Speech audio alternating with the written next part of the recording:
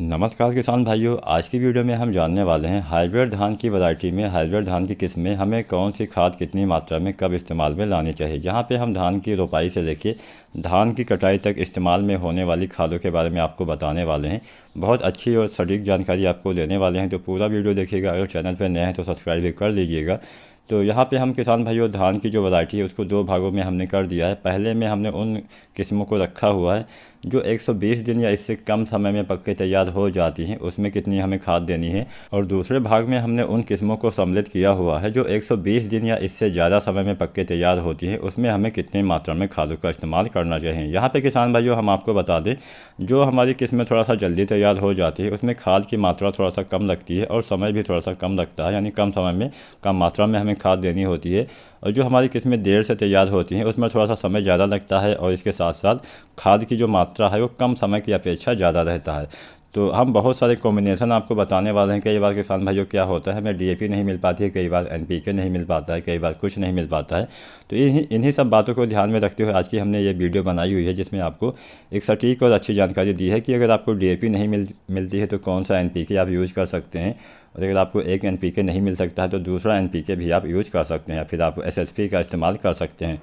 तो बहुत सारा कॉम्बिनेशन यहाँ पे हम आपको बताने वाले हैं। तो किसान भाइयों ज़्यादा समय ना गवाते हुए वीडियो को स्टार्ट करते हैं। सबसे पहले हम जानते हैं जो हमारी हाइब्रिड धान की किस्में 120 दिन या इससे कम समय में पक के तैयार हो जाती हैं, उन किस्मों में हमें खाद की कितनी मात्रा का इस्तेमाल करना चाहिए। सबसे पहले हम जानते हैं अगर आपको डीएपी खाद मिल जाती है तो इसकी कितनी मात्रा आपको उपयोग में लानी चाहिए। यहाँ पे हम रोपाई से कटाई तक कौन कौन सी खादें डालनी है वो आपको बताने वाले हैं। तो सबसे पहले फार्मूले में हम जानने वाले हैं डीएपी खाद के बारे में। तो डीएपी आपको रोपाई के समय 28 केजी देना है। इसके साथ में 16 किलो आपको यूरिया देना है। एमओपी आपको देना है 11 केजी और जिंक सल्फेट आपको 10 केजी देना है। ये आपको रोपाई के समय देना है। इसके बाद में दोबारा से हम 25 दिन पे खाद देने वाले हैं, जिसमें हम यूरिया 30 केजी यूज़ करने वाले हैं। इसके बाद में रोपाई के 40 से 45 दिन पे यूरिया 30 केजी फिर से आपको यूज़ करना है और आपको एमओपी 12 केजी यूज़ करना है। अब हम जानते हैं दूसरा तरीका। दूसरे तरीके में हम रोपाई के समय एनपीके 10-26-26 का इस्तेमाल करने वाले हैं। तो यहाँ पे 10-26-26 की आपको 50 केजी मात्रा रोपाई के समय देनी है। यूरिया आपको 16 केजी रोपाई के समय देना है और जिंक सल्फेट आपको 10 केजी रोपाई के समय देना है। रोपाई के 25 दिन पे आपको फिर से 30 केजी यूरिया देनी है और रोपाई के 45 दिन पे 30 केजी यूरिया आपको फिर से देनी है। अब हम जानते हैं तीसरा तरीका।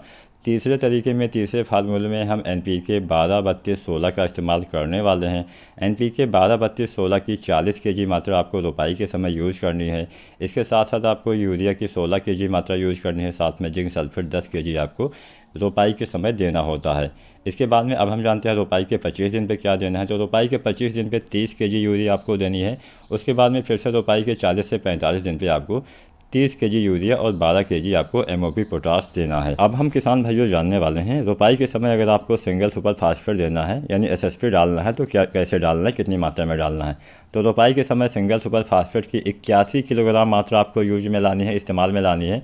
यूरिया की आपको 27 केजी मात्रा उपयोग में लानी है और एमओपी की आपको 11 केजी, जिंक सल्फेट आपको 10 केजी यूज़ करना है।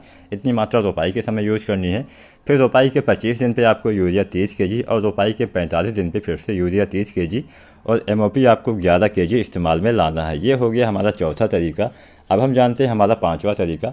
तो पांचवें तरीके में हम एनपीके 14-35-14 का इस्तेमाल करने वाले हैं। तो एनपीके 14-35-14 की 37 केजी मात्रा रोपाई के समय देनी है। इसके साथ में यूरिया 16 केजी और जिंक सल्फेट 10 केजी भी आपको रोपाई के समय देना है।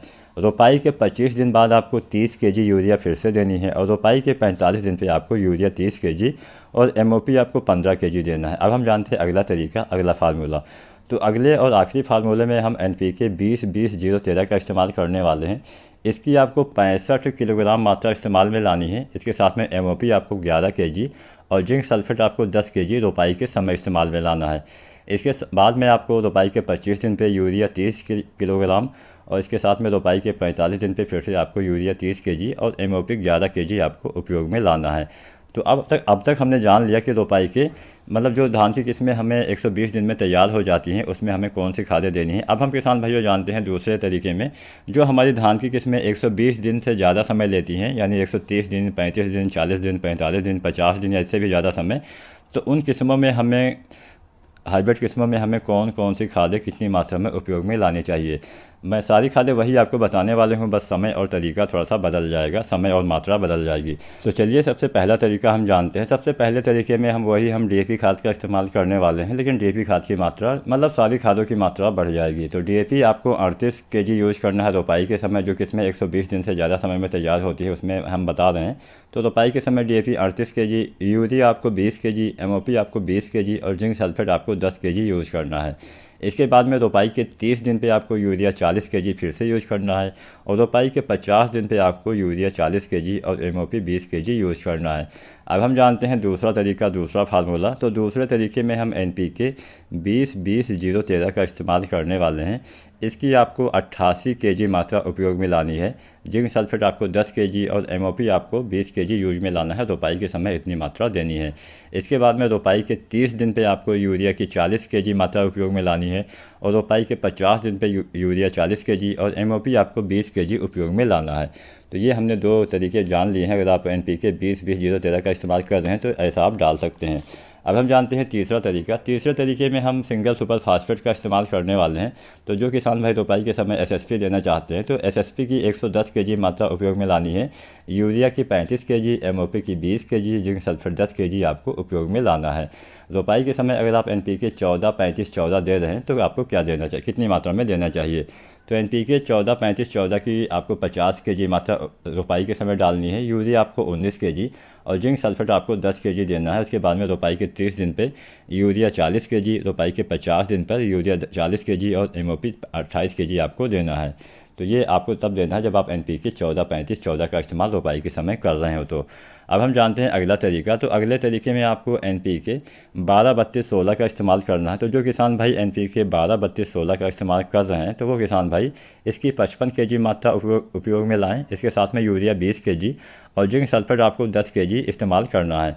रोपाई के 30 दिन पे फिर से यूरिया 40 केजी, रोपाई के 50 दिन पे यूरिया फिर से 40 केजी और एमओपी आपको 25 केजी उपयोग में लाना है। अब हम जानते हैं अगला तरीका। तो अगले तरीके में अगले फार्मूले में एनपीके 10-26-26 का इस्तेमाल हम करने वाले हैं। तो एनपीके 10-26-26 की 68 केजी मात्रा उपयोग में लानी है। इसके साथ में यूरिया 20 केजी और जिंक सल्फेट 10 केजी आपको रोपाई के समय डालना है। इसके बाद में रोपाई के 30 दिन पे यूरिया 40 केजी डालना है और रोपाई के 50 दिन पे यूरिया 40 केजी, एमओपी 10 केजी आपको डालना पड़ेगा। तो ये आपको तब डालना है जब एनपीके 10-26-26 का इस्तेमाल किसान भाई कर रहे हो। तो किसान भाई यहाँ पे हमने सारी खादें लगभग बता दी हैं। अब कुछ और खादें हम आपको बता दे रहे हैं। जो किसान भाई सीधी धान की बुआई करते हैं उनको क्या करना चाहिए। तो सीधी धान की बुआई में भी इतनी ही खाद की मात्रा आपको देनी चाहिए। बस आपको क्या करना है, जो डालने का हमने समय बताया है, जो अवधि बताई है, उसमें 10 दिन आपको और बढ़ा देने हैं। जैसे यूरिया अगर आप दे रहे हैं दूसरी बार तो आपको 30 दिन की जगह पे 40 दिन पे देना है। अगर आप 25 दिन पे दे रहे थे तो 25 दिन की जगह पे आपको 35 दिन पे देना है, यानी 10 दिन का समय आपको बढ़ाना है। और दोबारा से जब आप डाल रहे हो, यानी दोबारा जब आप यूरिया डालते हैं तो उसमें भी आपको 10 दिन का समय बढ़ा देना है। 50 दिन की जगह पे आपको 60 दिन पे डालना है और एमओपी को वही आपको 50 दिन की जगह पे 60 दिन पे उपयोग में लाना है। कुल मिलाकर 10 दिन का समय आपको बढ़ा लेना है। बहुत सारे हमारे किसान भाई देसी किस्में लगाते हैं, हाइब्रिड किस्में नहीं लगाते हैं। तो देसी जो किस्में किसान भाई लगाते हैं तो उन किसान भाइयों को जो हाइब्रिड किस्मों में हमने जो मात्रा बताई है उसकी आधी मात्रा का इस्तेमाल आपको करना पड़ेगा। किसान भाइयों रोपाई के समय बहुत सारी हमें दिक्कतों का सामना करना पड़ता है। कई बार हमें जो खादें हैं, उर्वरक है, वो नहीं मिल पाता है। तो अगर आपको रोपाई के समय नहीं मिल पाता है तो रोपाई आप कर दीजिए। रोपाई के 10 दिन के अंदर तक आप इन खादों का इस्तेमाल अपनी धान की फसल में कर सकते हैं। किसान भाइयों यहाँ पे एक बात का ध्यान आपको और रखना है, आप जिंक सल्फेट को अलग से आपको डालना पड़ेगा। डीएपी में मिलाकर जिंक सल्फेट का इस्तेमाल आपको कभी भी नहीं करना चाहिए।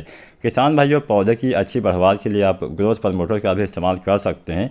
सागरिका जो आती है लिक्विड, इफ्को सागरिका लिक्विड, इसका भी इस्तेमाल किसान भाई कर सकते हैं। तो सागरिका लिक्विड को आपको 3 बार देना पड़ता है। पहली बार आपको रोपाई के 25 दिन की अवस्था में देना चाहिए या फिर बुआई के 25 दिन पे। दोबारा से आपको फिर से 15-15 दिन के अंतराल पे उपयोग में लाना पड़ेगा, यानी 3 बार छिड़काव आपको करना है। 2 ml प्रति लीटर पानी के हिसाब से घोल के आपको डालना पड़ता है या फिर 250 ml प्रति एकड़ के हिसाब से आपको उपयोग में लाना चाहिए।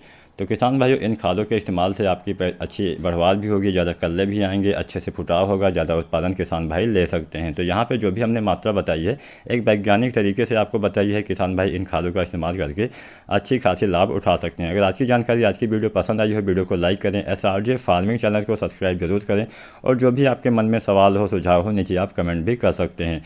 वीडियो देखने के लिए आपका बहुत बहुत धन्यवाद।